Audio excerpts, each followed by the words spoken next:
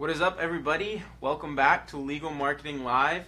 He is Mark Sniglia. I'm back again. I'm Daniel Decker. Happy to have you guys with us today. So, Mark, we got a good topic today. I think people are going to be excited about this one. We are going to talk about how to generate more referrals for your law practice. Before we dive in, I want to give a little bit of context. I want to share a statistic with you guys that is from the Texas Tech School of Business, and they did a survey a few years back relating to professional services. And what they found is that 83% of satisfied clients are willing to make a referral. 83%. But only 29% actually do. So 83% are willing to, 29% actually do. Another way to spin that is only about 1/3 of your clients who are willing and able to make referrals to you actually do. So the implications are pretty obvious there. If you address what we call the referral gap there, that right there could triple your referral business in the next 12 months. So pretty big stuff. So let's start there. Let's dive in. How can we generate more referrals? Yeah, well, I think first of all, just to drive your point home a little further too, is that a lot of law firms still get most of their business through referrals, and that leads them to think that you can kind of check off that box, right? Like, okay, I'm doing good on referrals, and so now I need to focus on other things, like other ways to generate leads. And this statistic kind of reveals, and it's really not surprising when you think about it, that you're actually not even coming close to maximizing your referrals. And so kind of my first answer is also kind of why I think it's common sense. And that is because I don't think that lawyers are doing enough to stay in touch with people. Back in the day, lawyers might send out the annual Christmas card to their clients and things like that. Hopefully you still know how important it is to stay top of mind through having lunch with people, having coffee with people, just picking up the phone to call a client or even a colleague you just haven't talked to in a while. There's value there. And of course, we talk about things like on the internet, like email newsletters and social media, and how these are actually tools to help you stay in touch with people. So I think kind of the answer is also the problem, if that makes sense.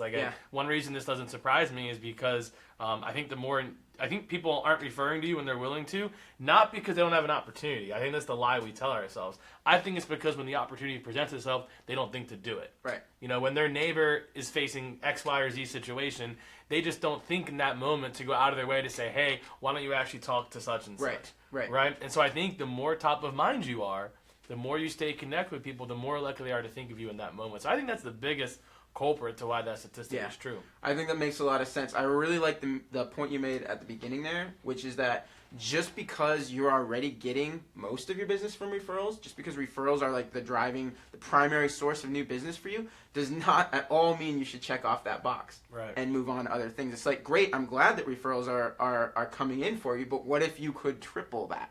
That would. How big of a difference would that make for your law firm for the next 12 months? Well, we talked about that idea just real quick about if every client gave you one new client in the course of a year, you would double your business every year. So what if you just focused all of your marketing energy on just how to get every client to give you one client in a 12-month span? Yeah. It actually doesn't seem that difficult when you think about it that way. Yeah, no, totally. I agree completely. And I think just to, again, kind of underscore your point, like, that's just a complete game changer. And so, it's great to explore other forms of generating new business, and we certainly support kind of a diversified marketing strategy and a diversified platform. But make sure that you're maximizing each thing in it, and specifically make sure you're maximizing referrals. So I think I guess I would say there's two things that have to be in place for a referral to happen. The first is that they need to understand what you do and who you help, and they need to trust you and genuinely want to send business your way, right? So that's kind of the first thing is I think it kind of comes back to branding. You need to make it clear and easy for your referral network out there. So that's your friends, your family, past clients, other colleagues, to understand what you do, right? So it's not a confusing thing, so that they know with confidence what you do and what situations you can address and what kind of problems otherwise you can solve hear, for people. oh, I didn't know you do that. Exactly. And then number two, so that's number one, is make sure that it's clear what you do and who you help. And then number two, you have to create the top of mind awareness that you were talking about, Mark, which is making sure that as busy as people are, that when the opportunity passes in front of their nose, they recognize it and they take action on it. So I think, to me, it's a two-step formula. It's education, and then it's top of mind awareness. Yeah, I think you want, obviously not to everyone, the law isn't necessarily exciting, right? But people like helping people, So I think that the more confidence somebody has in you and a better understanding they have of what you do, I do think that when an opportunity presents itself, they're going to be excited to refer to you because they're going to feel like they're helping that person. You know, Right. and I think what you said goes a long way. It's not rocket science, right? Like it's not like we're saying there's one button you can push to just make this happen, but it's just science that the more recently somebody has thought of you, and even better if that was somehow related to what you do, right? Not just like they saw you in the grocery store. Like the more likely they are to think of you the next time an opportunity presents itself, you know? Yeah. And I think the opportunities are plentiful. Yeah. You know? So let's talk about that. Let's talk about some of the systems you can put in place to do that. And I think that obviously you want to invest your own personal time in meeting up with some of your top referral sources, right? Like it's definitely a good idea to get lunch with key referral sources, to give them a personal phone call and see how it's going, right? But realistically, you don't have enough time in the month to reach out to every potential referral source personally. Like it's just not going to happen. So that's where automated systems and that's where using the internet is a huge advantage to help you stay kind of top of mind with your whole network.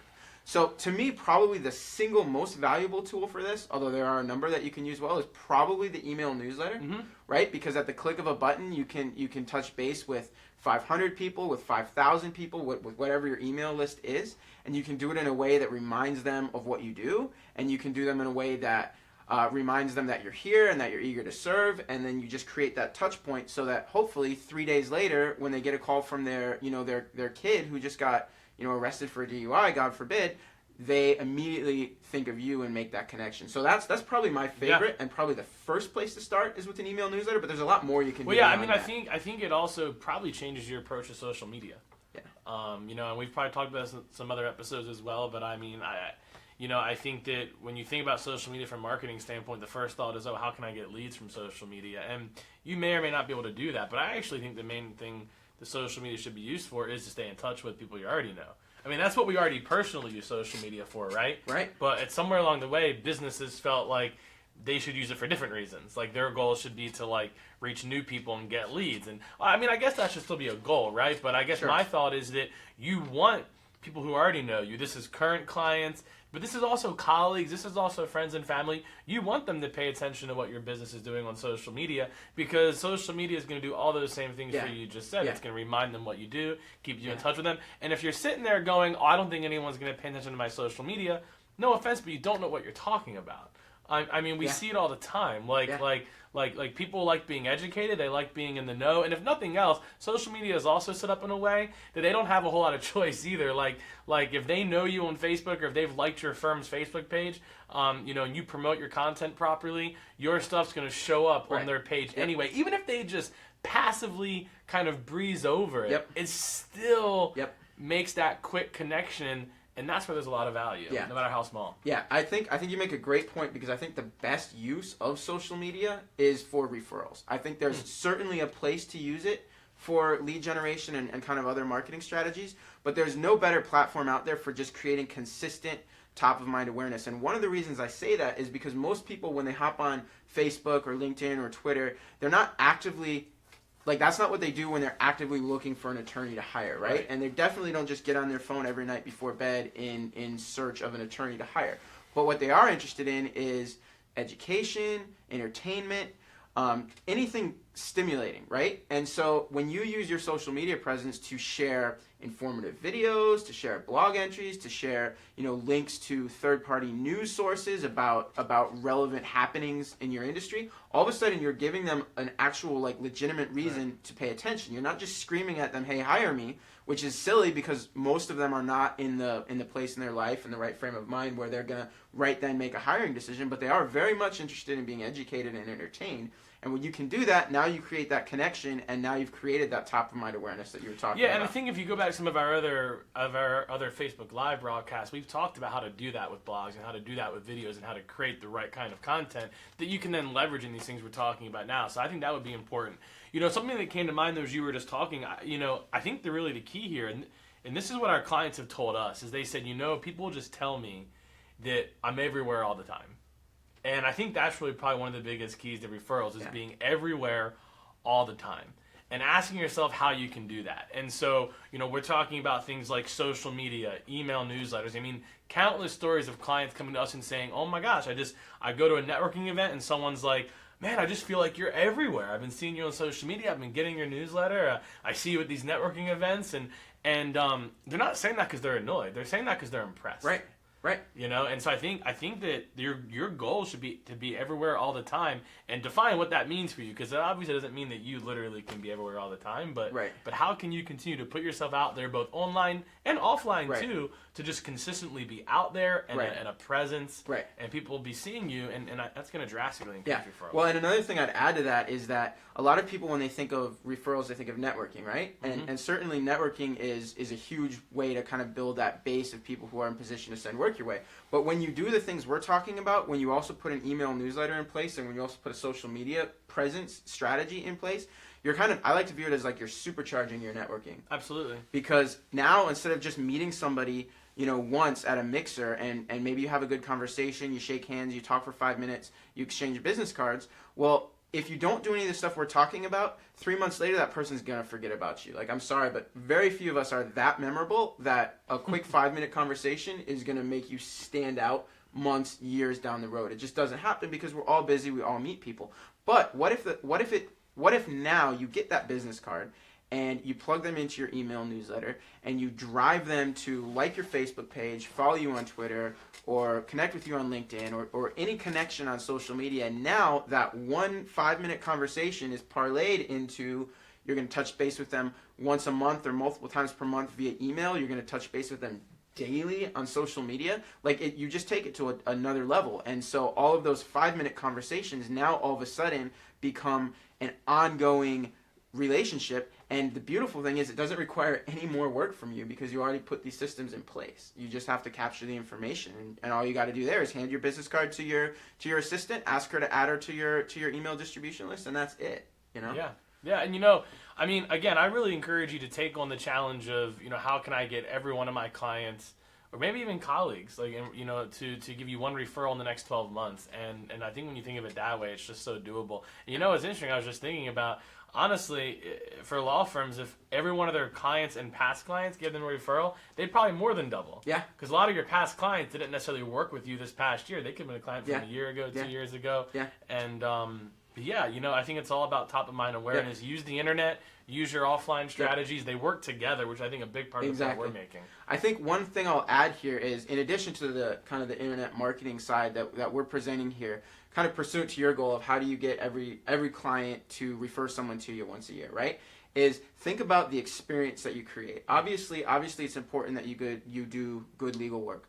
But if you can exceed, so not only meet, but actually exceed the expectations of your clients, that's how you create raving fans, right? And that's how you create people that are so thrilled with the experience they had with you that they can't wait to go tell their friends, their coworkers, their family, their colleagues about you. So think about that too, and think about the experience of your clients, everything from when they first pick up the phone to call your office, to what it's like when they come into the office, what's your waiting room like, how is your staff dressed, how do they present themselves, how do you communicate with them, how do you present yourself, how do you guys follow up with them? Is it a 5-star experience? Yeah, exactly. And I guess the good news, if you want to look at it this way, is that most people don't have real high expectations of their experience with a law firm, right? Most people are conditioned to kind of fear or at least distrust lawyers.